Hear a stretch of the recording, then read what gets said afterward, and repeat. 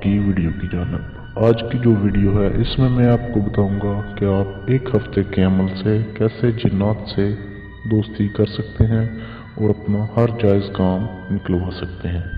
ये दोस्तों सिर्फ एक हफ्ते का अमल है।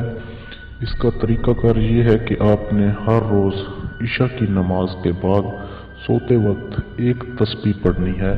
तस्बीह आप अगर ज़्यादा बेहतर वही रहेगा जो 101 दानों वाली होती है। ये अमल अरूज माह में किसी भी जुमेरात को आप शुरू कर सकते हैं।